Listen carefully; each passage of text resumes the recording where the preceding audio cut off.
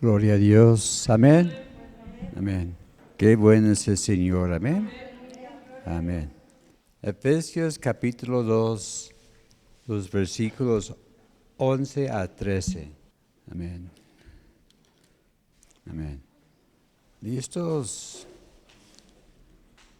¿Listos? Amén. Amén. Dice, por tanto, acordaos de lo que en otro tiempo vosotros, los gentiles, en cuanto a la carne, erais llamados en circuncisión, por la llamada circuncisión hecha con mano de la carne, en la carne. En aquel tiempo estabais sin Cristo, alejados de la ciudadanía de Israel y alejados de los pactos, las promesas, sin esperanza, sin Dios en el mundo. Pero ahora en Cristo Jesús, vosotros que en otro tiempo estabais lejos, habéis sido hechos cercanos por la sangre de Cristo. Amén. Señor, gracias te damos por tu palabra en esta tarde, esta noche. Gracias te damos, Señor, por la dulzura, lo rica que es tu palabra, Señor. Y pedimos ahora que nos guíes en este estudio. Gracias, Señor, por enseñarnos cosas nuevas. Gracias, Señor, también por tu unción sobre mis labios, sobre las palabras que voy a estar compartiendo. Gracias, Señor, porque nos vas a revelar cosas tremendas en esta noche. Y te daremos a ti la honra y la gloria en nombre de Cristo Jesús. Amén. Gloria a Dios. Pues seguimos adelante. Este ya es el noveno estudio. Estamos viendo que vamos a tardar un poquito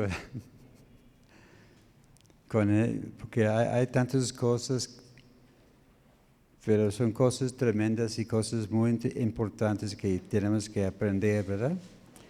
Vemos que en los estudios anteriores estamos viendo acerca de la gracia de Dios en nuestra vida. Vimos primero que nos dio vida.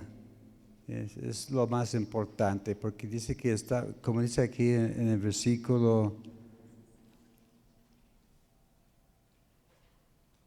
que acabamos de ver, que estábamos sin Cristo, sin esperanza en este mundo. Vimos también que estábamos muertos por causa de nuestros pecados y los delitos que habíamos cometidos.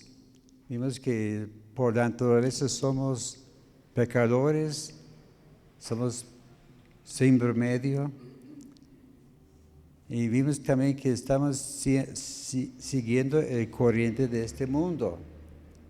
Como puse el ejemplo que es más fácil nadar con el corriente que en contra el corriente.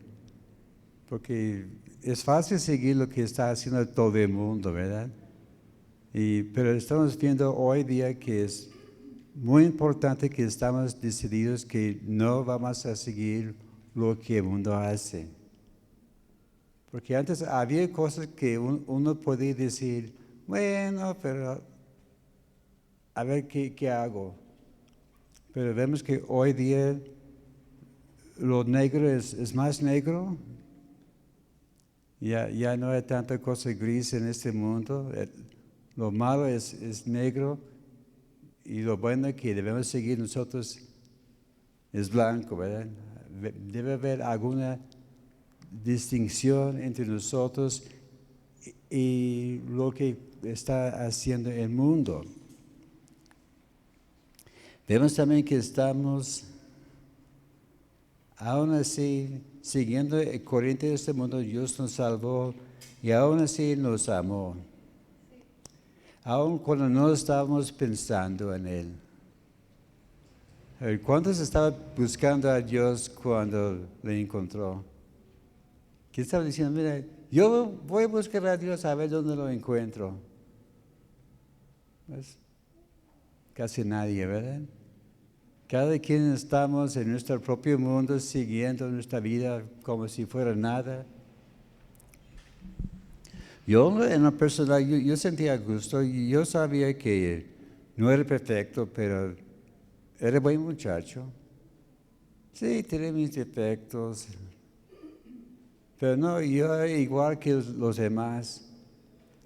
Pero viendo el cambio tremendo en un compañero mío de la prepa, y dijo, oye, este tiene algo diferente.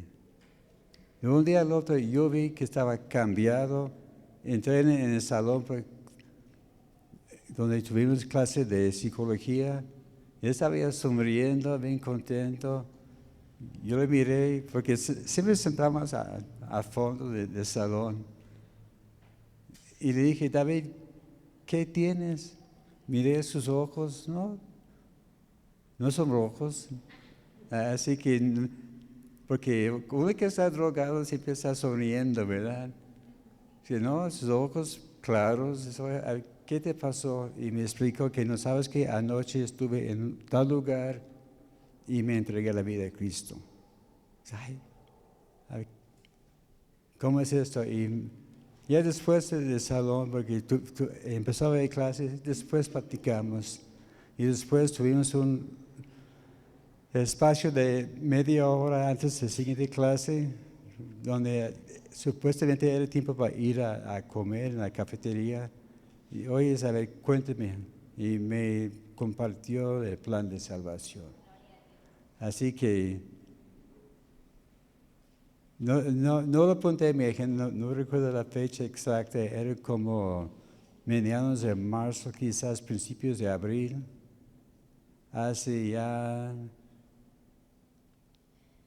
49 años. Ya en ese próximo año va a ser 50 años. Y gracias a Dios porque sin buscarle, Dios me encontró. Aunque tenía familiares orando por mí, tengo una hermana que era cristiana desde tiempo atrás. Y ella me compartió algo de la palabra de Dios. Y yo dije, no hice mucho caso. Está bien. Pues que cada quien su camino, ¿verdad? Pero yo estoy seguro que ella estaba orando por mí. Señor, toca a Esteban. Y tócale y gracias a Dios me alcanzó. Y después me compartió, ¿sabes qué? Cuando estaba orando por ti, nunca me crucé en la mente que iba a pasar lo que pasó. Entonces, yo tenía planes para ti. Yo pensé, saliendo de la secundaria, la prepa, vas a vivir conmigo porque cerca había una universidad. Y ella tenía todo planeado, pero Dios tuvo otros planes. Y me dijo, pues gracias a Dios que Dios tuvo su propósito y aquí estoy, ¿verdad? Gracias a sus oraciones. También no solo nos dio vida nueva, sino también nos resucitó junto con Cristo Jesús. Así que con Cristo estamos resucitados a vida nueva. También hizo sobreabundar en nosotros su gracia en nosotros. Hay que poner énfasis en esta palabra, sobreabundar. Porque siempre hablamos de abundancia, que habla de mucho, ¿verdad? Pero aquí dice sobreabundar. O como decimos aquí en Jalisco, bien mucho, ¿verdad? Bien mucha abundancia en nuestra vida. Y así es la gracia de Dios en nosotros. Y vimos que todo esto es por medio de Él y no por obras. Porque este fue el gran problema de la iglesia de Galacia. Ellos estaban diciendo, ¿sabes qué? Para ser salvos tienen que ser circuncidados, tienes que seguir la ley, y puras obras. Y sin obras, pues, no ganas puntos con Dios. Y este fue un gran pleito que Pablo tuvo en esta iglesia. Y ya vimos a fondo las circunstancias, ¿verdad? Y que eso es por gracia de Dios, para que nadie se pueda jactar. También somos hechura suya por el plan y propósito de Dios en nuestras vidas. La hechura significa que somos como una poema de Dios, su obra de arte. Así que Dios, cuando nos creó, ya tuvo un propósito especial para cada una de nuestras vidas. Que yo pensaba que no, sabes, yo tuve 1001 ideas de qué quería hacer yo de mi vida de niño, de adolescente. Dije, sabes que yo quiero ser un psicólogo, quiero escuchar los problemas, las quejas de la gente y aconsejarlos. Pero yo iba a seguir el corriente de Freud y estas mentiras, ¿verdad? Y dije, no, ¿sabes qué? Este es chido, puede ganar buena lana porque cobran tanto por hora. Y tenía calculado, mira, voy a trabajar 8 horas por día, 5 días de la semana. Y yo tenía calculado, ya para cuando tengo yo 60 años voy a ser millonario 2 veces. No, tenía ya todo fríamente calculado, pero gracias a Dios que no salió así, ¿verdad? Pero por un lado, sí, ¿verdad? Puede estar aconsejando a la gente, pero con la palabra de Dios. Pero la cosa es, siendo hechura de Dios, significa que Él nos inventó, nos formó. Es como un inventor que tiene un nuevo producto. Porque ¿cuántos recuerdan cuando salió los floppies? Los discos para la computadora. ¿Sí? Bueno, sí, el ingeniero sí sabe que... Los discos, sí. Los discos, este fue... Antes había unos de 5 y un cuarto, luego 3.5. Ahora todo se quema en disco, ¿verdad? Ahí en la casa tengo quién sabe cuántos floppies ya guardados, pero... Y son inútiles porque no tengo el driver en mi computadora. Pero la cosa es, el inventor, él sabe qué ha hecho. Significa, él sabe, esta cosa yo hice, y él sabe también para qué sirve.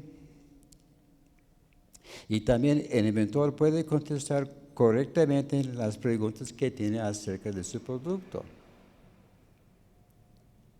Como pueden sacar alguna cosa nueva que está apenas saliendo y la gente, ¿con qué se come, verdad? O ¿qué hace? El inventor puede decir, ¿sabes qué? Tiene esa función, hace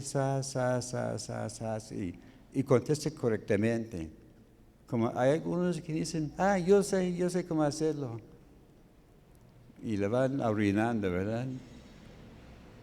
Es como a veces los chiquillos, yo quiero aprender la computadora, pero no saben apagarlo, ¿verdad? Tengo una ya derrumbada en la casa, y un día uno de los nietos fue allá y lo prendió, y estaba arrancando, pero no está conectado a una pantalla o nada más hacía ruido. ¿Quién prendió este? Y mejor lo desenchufé, que no, sabes que ese no se toca. O sea, ahora tengo un laptop y hace lo mismo, pero la cosa es, Dios también sabe y puede contestar correctamente las dudas que tenemos acerca de nuestro propósito aquí en esta vida. También antes de nuestra conversión, nuestras vidas no tenían ni ritmo ni razón. Estamos nomás existiendo. Somos una existencia. A veces, a lo mejor, uno estaba preguntando, ¿por qué estoy aquí en esta tierra? Y uno dice, ¿sabes qué? Yo estoy aquí para darle lata a los demás. O aquí estoy para hacer feliz a los demás. Pero no, Dios sabe por qué estás aquí. Dios sabe las metas que Él tiene para su vida. Y buscándole le va a sorprender, ¿verdad? Como allá en nuestros estudios del camino estamos viendo acerca de esto, de buscar a Dios. Y Dios nos puede contestar y guiar en cuanto a las metas que Él tiene para nuestra vida. Ahora vamos a considerar cosas que debemos recordar. Y vemos aquí en el versículo 11 comienza con esta frase, por tanto, que quiere decir que hay una conexión, ¿verdad? Entonces hay que recordar, a ver, por tanto que hay que recordar lo que estamos viendo anteriormente en el versículo 10. Así que vamos, dice primero, por tanto, acordaos, que antes éramos gentiles. Esta palabra de recordaos habla de recordar. Es muy importante esta palabra de recordar. Como en mi lectura, hoy empecé con el libro de Josué, pero observé que en el libro de Deuteronomio, vez tras vez, Moisés está diciendo al pueblo, recuerda esto, recuerda que estabas en el desierto, recuerda lo que pasó allá en el Mar Rojo, recuerda cómo era la vida allá en Egipto. Y vez tras vez, recuerda esto. Y es como repitiendo, a veces decimos, hay tanto enfado. Pero no, es importante que recordamos estas cosas. Recordar habla de ejercer la memoria. En la Biblia de las Américas dice recordar, ensayar, traer a la memoria. Es como allá en los salones, ¿sabe cuántas veces le han dicho los maestros, recuerda esto, ¿verdad? A veces estábamos ya bromeando, jugando y no poniendo atención, pero cuando dice el maestro o la maestra, recuerda, hay que sacar pluma y apuntar, porque quiere decir que va a salir en el examen o en alguna parte. Así cuando Dios dice, recuerda esto, hay que hacer memoria, ¿sabes qué? Es por algo, no es para llenar la cabeza con información, es para ayudarnos. También dice, recuerda que en otro tiempo, eso nos recuerda que tenemos vida nueva, que somos nuevas criaturas. Ahí en 2 Corintios 5, 17 dice que somos nuevas criaturas. Todas las cosas viejas han pasado y aquí todas son hechas nuevas. Así que Dios nos recuerda de la vida anterior. Pero la cosa es, el enemigo quiere que concentremos de cómo éramos antes. Dios dice, recuerda, y también el diablo dice, ¿recuerdas? Pero hay dos motivos diferentes. Pero Dios nos dice, recuerda para mostrarnos su gracia. Dices, mira, ¿dónde te saqué? ¿Recuerdas cómo estabas antes? Pero el diablo lo dice para tratar de condenarnos. El diablo está diciendo, ¿recuerdas que aquella vez que hiciste tal y tal cosa? Y ¿sabes qué, diablo? Cállate la boca, este está en el pasado cubierto con la sangre de Cristo. Soy nueva criatura. Así que hay diferencia, ¿verdad? Bien tremenda la diferencia, es razón porque debemos recordar. Dice que recuerda que éramos gentiles en cuanto a la carne. Vemos que a los judíos la palabra gentil no fue un cumplido. Si decía gentil, no era para darle felicidades, ¿verdad? Digamos, es como la palabra que a veces usa algunas personas en referencia a la gente de capital, chilango. Y digamos que no es un cumplido, ¿verdad? Mira bueno, para los que están escuchando, si causa ofensa, me disculpe, por favor. Pero ese de decir gentil es lo mismo, no era para darle felicidades y, qué bueno, eres mi buen amigo, no, era al contrario. Vemos que para los judíos los gentiles fueron inferiores. También para los judíos los gentiles no eran dignos de la atención y el amor de Dios. Y la razón principal, como ya vimos en Gálatas, es porque no eran circuncidados. Vemos que la circuncisión era como cortina de la carne. Era como una muralla que hacía separación entre ellos. Así que los judíos decían, ¿sabes qué? Así somos nosotros, y ustedes, pues allá quedan, allá en el rincón. Así que son gente de segunda clase. Entonces, ¿qué es un gentil? Un gentil es cualquier grupo o nación no judío. Así que nosotros somos gentiles. Así nacimos, no es nuestra culpa que no tenemos a Abraham como padre natural. Y vemos que para los judíos, los gentiles eran considerados como paganos y aborrecidos por los judíos. Hubo un tiempo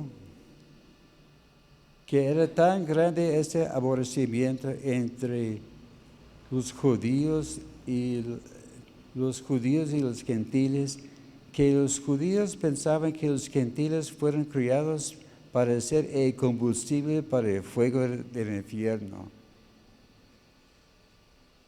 Así fue lo grande de este odio, ¿verdad? ¿Eres gentil? Bueno, ya sé cuál es tu propósito. Vas a ser leña, ¿verdad? Y así era, tristemente, pero así fueron las cosas. Porque según los judíos, ellos fueron los únicos, los preferidos de Dios.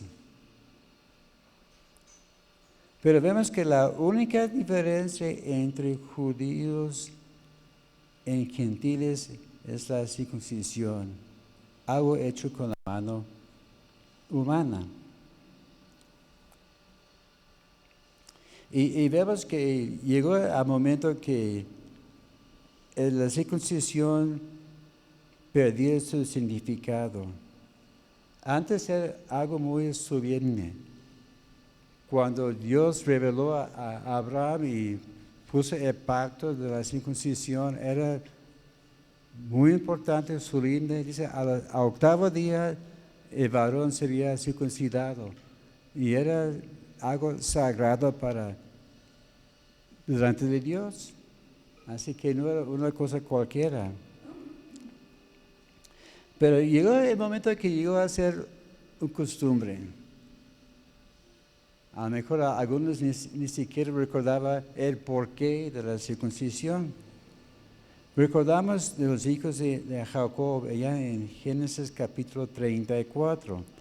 Ahí vemos que cuando Siquem violó a Dina, la hermana de ellos,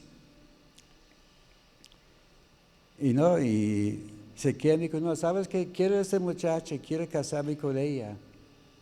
Pero con engaño los hijos, más bien era Rubén y el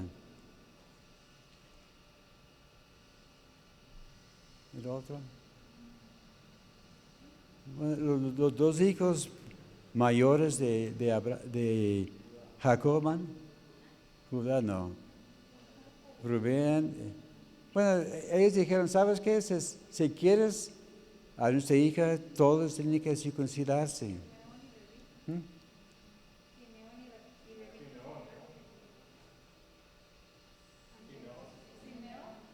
Simeón, gracias. Como no lo apunté, pensé que no voy a recordar.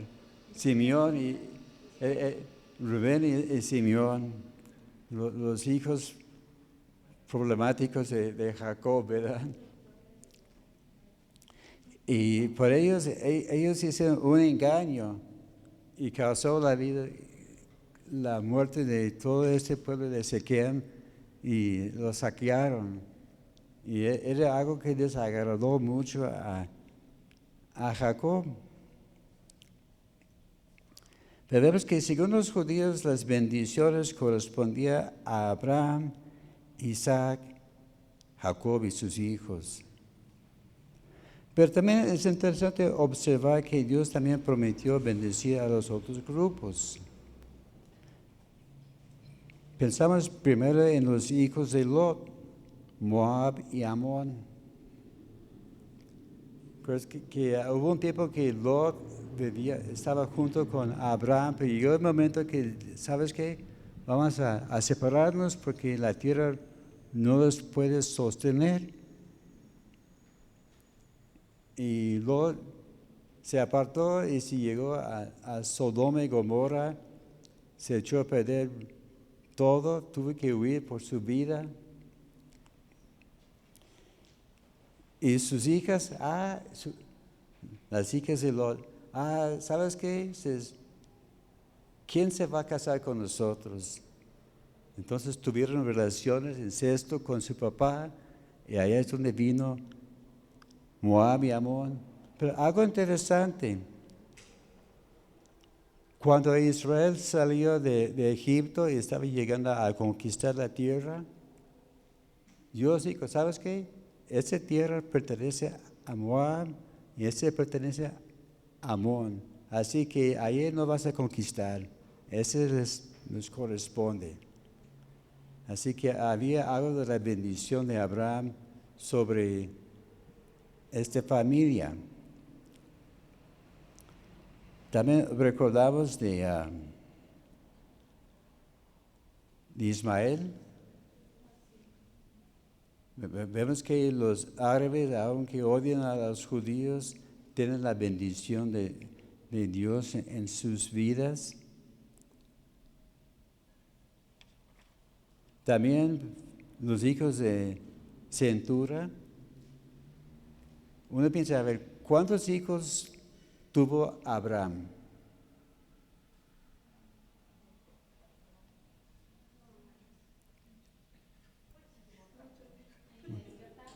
Bueno, uno dice, sí. Bueno, tuvo como 6, 8. Bueno, era Ismael, ¿verdad? Pero Isaac era el hijo de la promesa. Sara murió y Abraham se volvió a casar con Centura. Y con ella pues tuvo como 5 o 6, ¿verdad? Pero dice que antes de morir, Abraham dijo, ¿sabes qué? Ustedes vayan por allá, aquí está tu bendición, porque en Isaac será la bendición de Dios. Vemos que aunque no era de la promesa, Dios les bendecía. También Esaú. La segunda cosa que vemos aquí en nuestra lectura, en el capítulo 12, estamos sin Cristo y sin esperanza. Dice que estamos alejados de la ciudadanía de Israel. Y algunas versiones, como la Biblia de las Américas, dicen recordad. Así que está repitiendo, recordar que en otro tiempo estabais sin Dios. Así que pone énfasis de la importancia de este punto. Como en la Biblia de las Américas dice, recordad que en este tiempo estabais separados de Cristo. En la nueva versión internacional dice, recuerden que en ese entonces ustedes estaban separados de Cristo. En la Reina Valera antigua dice que en aquel tiempo estabais sin Cristo. La Biblia, Dios habla hoy, dice, recuerden que en otro tiempo estabais sin Cristo. En la Biblia, la palabra de Dios hispanoamericano dice, estaban en el pasado privados de Cristo. Y aparte de estar alejados de Cristo, dice que separados de Cristo, alejados de la ciudadanía de Dios, dice, ajenos a los pactos de la promesa. También haciendo comparación de versiones en esta frase, en la Biblia de las Américas dice, excluidos de la ciudadanía de Israel, extraños a los pactos de la promesa. En la nueva versión internacional, excluidos de la ciudadanía de Israel y ajenos a los pactos de la promesa. En la Reina Valera antigua dice, alejados de la República de Israel y extranjeros a los pactos de la promesa. Interesante, dice allá la República de Israel. También en la versión Dios habla hoy, separados de la nación de Israel y no tenían parte de las alianzas ni en las promesas de Dios. La versión, la palabra hispanoamericana, sin derecho a la ciudadanía de Israel, ajenos a las alianzas, portadores de la promesa. Bueno, investigué esta palabra que traduce, que sale república en la versión Reina Valera antigua, habla de ciudadanía, una comunidad, mancomunidad. Una mancomunidad es una cooperación o entidad legalmente constituido por agrupación de municipios o provincias. También dice primero que estamos sin pacto y sin promesa. Bueno, en la original, la palabra pacto habla de disposición, un contrato, un pacto, un testimonio. Recordamos cuando estaba hablando de esto en Gálatas, que hablaba que cuando Dios hizo el pacto, la promesa con Abraham, que Abraham separó los animales y caminaba entre ellos ahuyentando a los buitres, ¿verdad? Y para sellar la promesa, Dios con un llama de fuego se partió en medio, ¿verdad? Así que caminando juntos sellaban la promesa. Así es un pacto, es más que una sola promesa, es muy importante. Habla de una promesa, que la palabra promesa habla de un anuncio para informar, asentar. Es una garantía divina. Es un mensaje con promesa. En la original la palabra para promesa es enjangelea.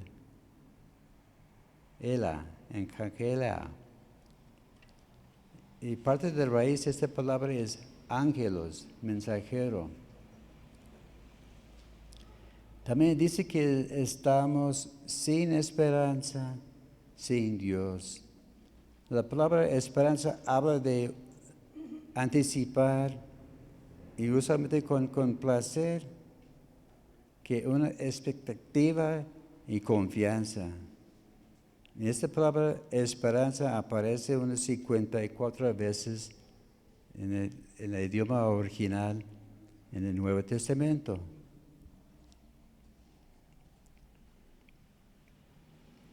Y vemos que esa gente sin esperanza no tiene ningún conocimiento de Dios.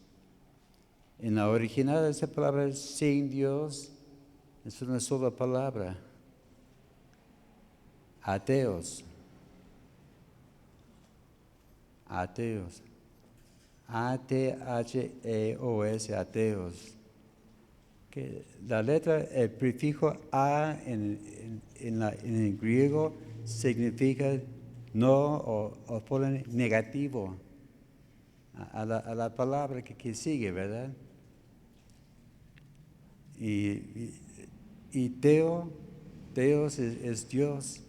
Así que los que son Dios son ateos. Ahí donde viene la palabra ateo, ¿verdad?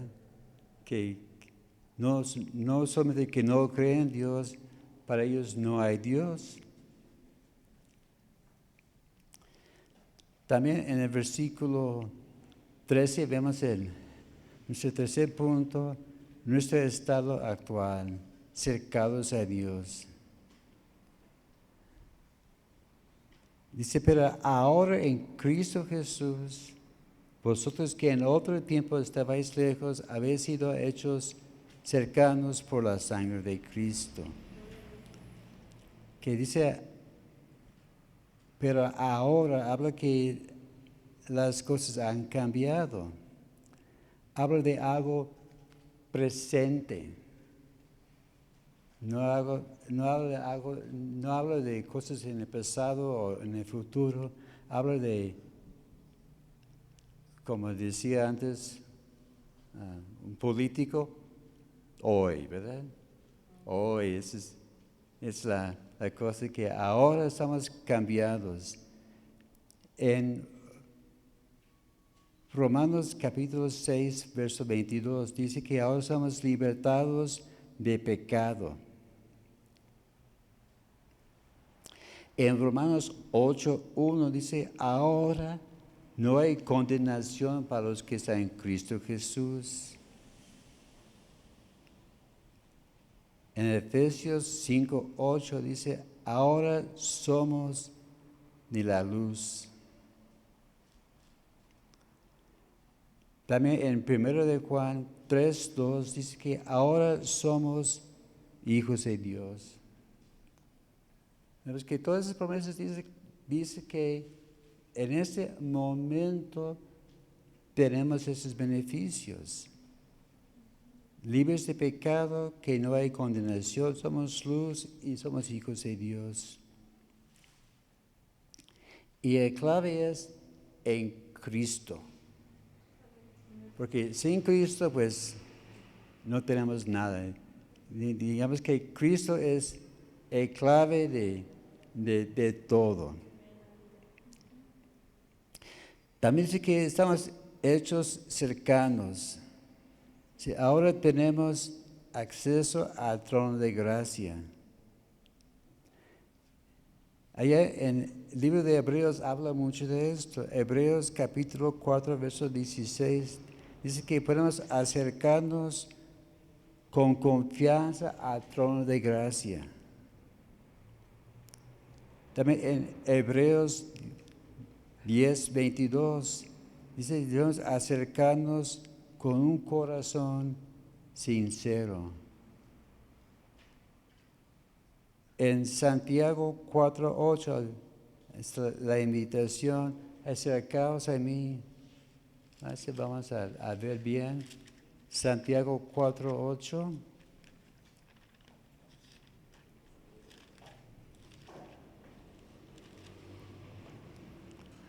Acercaos a Dios y Él se acercará a vosotros. Pecadores, limpiad las manos y vosotros los de doble ánimo purificar vuestros corazones. Así que Dios está dando la invitación, acércate a mí. Así que debemos hacerlo con confianza y sin temor. Es como el niño. Los niños siempre esperan que llegue papá a casa, ¿verdad? Ahí están en la casa haciendo sus cosas y ya sabe que a tales horas va a llegar papá, ¿verdad? Como ahora nuestro nieto más grande está muy observador, viendo el reloj. Y ella sabe que a tales horas pasan tales programas, ¿verdad? Se mira, a las 4:30 salen el Paw Patrol o alguna cosa que él quiere ver, ¿verdad? Pero no se fijándose al reloj. Y su papá pues llega cuando puede, no hay hora fijo, ¿verdad? Pero en muchos casos el papá siempre llega a tales horas. El niño va a estar viendo por la ventana, ya viene papá, y va corriendo y le quiere abrazar. Pero si el niño se ha portado mal, ¿qué pasa? Se esconde, ¿verdad? Si ahí viene papá y mande, va al baño o va a su cuarto. ¿Sabes qué? No puede escapar por la calle porque ahí su papá le va a ver, ¿verdad? Pero se esconde. ¿Por qué? Porque hay algo pendiente. Y el papá se da cuenta, ¿y Juanito dónde está? Y nadie va a decir, pues sabe. Es igual con el Señor, ¿verdad? Si hay algo pendiente, hay que decir, Señor, perdóname, fallé, hice tal y tal cosa, me arrepiento y adelante, ¿verdad? Así que debemos llegar con confianza delante de su trono. Hay que recordar también que antes había un muro de separación. Vamos a estar viendo en el próximo estudio. Efesios 2:14, porque Él es nuestra paz, que de ambos pueblos hizo uno derribando la pared entre medio de separación. Así que hay que fijarse, ¿para qué sirve el muro? Tiene varios propósitos, ¿verdad? Bueno, primero causa separación, que esos muros, aquí ese es el límite de nuestra propiedad, y es para que los de allá no vengan por acá y privacidad, ¿verdad? También no permiten que los de afuera puedan entrar. Pues eso tenemos las puertas abiertas, pero hagan vigilando, ¿verdad? A ver quién puede entrar y quién no. también ofrece protección por los que están adentro. Como cuando llegan las tormentas, mejor quedamos aquí adentro para no mojarnos, para protegernos y de otros peligros. Pero la cosa es, quitando este muro trae paz y amistad. Como entre las naciones hay muros y tienen varios motivos, ¿verdad? Pero con este muro causa, más divisiones, problemas, y es más bien para que no vayan de aquel lado ni ellos por acá, ¿verdad? Allá en Jerusalén había una pared de separación en el área del templo. Había el atrio o patio exterior de los gentiles y el interior era de los judíos. Y aquí está el templo. En la mera entrada puede entrar cualquier persona. Pero más adelante había un muro y de aquel lado nomás pueden entrar los judíos. Y esta fue la queja de Jesús con los vendedores de palomas, porque ellos estaban en el área que correspondía a los gentiles, porque ellos también podían escuchar la palabra de Dios.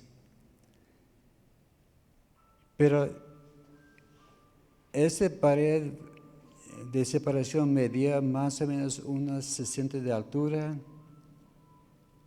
y en cada trecho había avisos para que los gentiles no pasasen. Así que uno entraba y ahí estaba ya prohibido de paso, ¿verdad?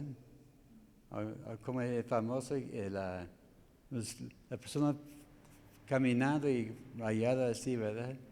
Así eran los judíos. ¿Sabes qué? De aquí no hay paso. Y esa barrera representaba hostilidad que sentían los judíos hacia los gentiles. Pero Cristo con su muerte derrumbó figurativamente esta barrera. También tenemos el ejemplo del muro de Berlín. A ver, ¿cuántos estaban vivos en 1989? ¿Cuántos estaban vivos en 89? Algunos. A ver, ¿cuántos recuerdan del muro de Berlín? ¿No? Pues yo muy bien lo recuerdo. Lo que pasó después, a final de la Segunda Guerra Mundial, vinieron los rusos del este y estaban conquistando lo que los alemanes habían conquistado, y del oriente vienen los aliados y llegaron a Berlín, que era la capital. Y todo iba muy bien por un tiempo, hasta 1961. Y dijeron, ¿sabes qué? Ahora vamos a poner una barrera, un muro alto con alambres de púas. Y era para que los del lado comunista no podían escapar.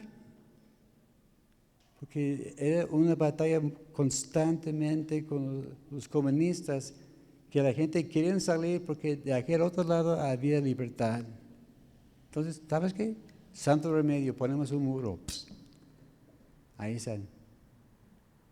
Y si uno quería tratar de salir, los fusilaban. Y eso es cuando llegó el presidente Reagan, que puso el reto a Gorbachev. Señor Gorbachev, derrumba este muro. Y por gracias a Dios, dentro de un año fue derrumbado. Y ahora vemos que ahora Alemania es unido y hay libertad y ahora hay libre acceso. Y eso es lo que abrió también la puerta para otros países de la Unión Soviética para ser ya independientes. Pero hubo un tiempo que ese muro existía y prohibía el paso de la gente. Era un muro de división. Pero gracias a Dios ahora no está, ¿verdad? Y a veces, unos a veces se olvidan, a veces no enseñan, por desgracia, en las escuelas hay algunas cosas que debemos saber. Pero yo no vivía en este lado del mundo en este entonces, pero recuerdo muy bien cómo era la vida para ellos. Y ahora las cosas han cambiado. Así también Cristo ha quitado este muro que nos separaba de los judíos y también de Dios. También dice que estamos hechos cercanos por medio de la sangre de Cristo. Hay beneficios en la sangre de Cristo. Primero tenemos redención, somos redimidos. Efesios 1:7. Dice que Él nos perdonó de nuestros pecados según las riquezas de su gloria. También la sangre nos ha justificado. Romanos 5:9. Seremos salvos de la ira. También la sangre nos ha reconciliado con Dios. Efesios 2, versos 13 a 16.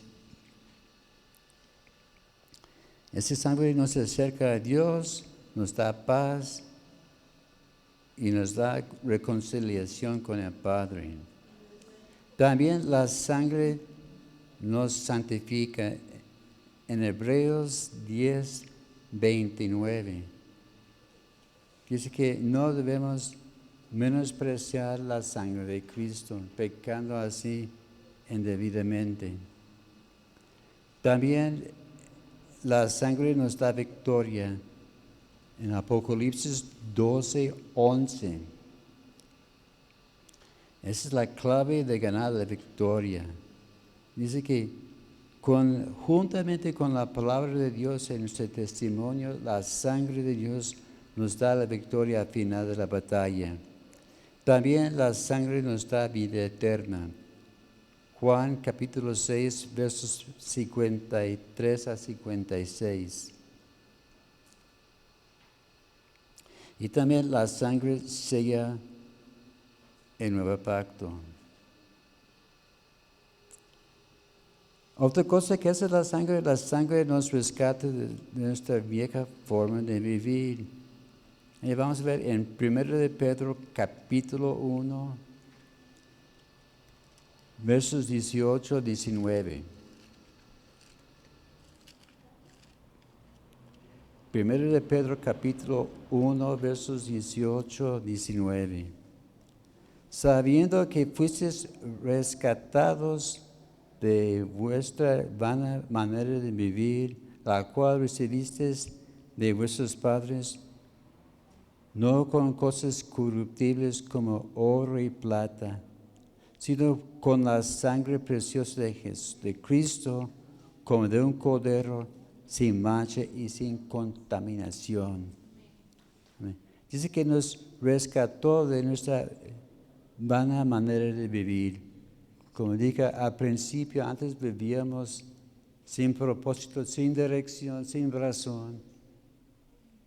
Pero Cristo nos rescató de esta forma de vivir. Y dice que no son cosas corruptibles como oro y plata. Como hoy día muchos están diciendo hay que invertir en oro y plata, ¿verdad? Dice que no, el dinero ya no vale ya. El dólar ya no está perdiendo mucho su valor. Muchos decían antes, consigue dólares, pues ahora pues Los tengo, pero prefiero tener otra cosa, ¿verdad? Pero por mientras, ¿qué hago, verdad? Pero vemos que el oro sube en valor, el plata sube en valor, pero eso no es nada en comparación a la sangre de Cristo. Dice que es una sangre sin mancha, sin contaminación. Y así que recordamos esto, nos recuerda del sacrificio pascual, el Cordero de Dios. Porque para la Pascua el Cordero tiene que ser primero separado, tiene que ser examinado y luego fue sacrificado. Y así fue Cristo. Cristo fue separado, fue probado, estaba ya 3 años delante de la gente administrando. Esa fue su examinación y luego fue sacrificado por nosotros. Vemos que ser rescatados habla de redimir o pagar un precio de rescate. Y el Redentor paga un precio digno para reclamar algo que previamente le había pertenecido. Porque cuando fuimos criados pertenecíamos a Dios, pero por el pecado puede decir que Dios nos perdió. Pero la sangre de Cristo es el precio de nuestro rescate, nuestra redención. Así que Dios ofrece la sangre de Cristo como el sacrificio, sustitución, y lo acepta cuando nosotros le ofrecemos a Él. Así cuando venimos por medio de la sangre de Cristo, Dios acepta este rescate y somos ya redimidos, ya somos otra vez propiedad de Dios. Y vemos que nuestra transacción con Dios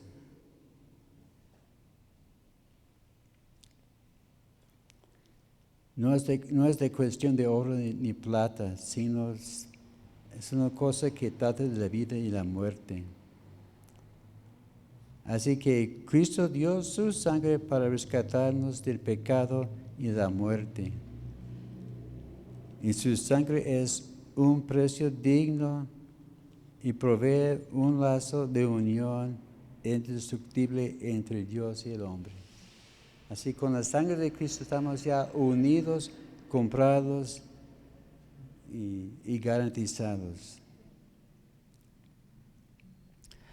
Para concluir, veremos, hay palabras claves. Dice, por tanto, acordaos.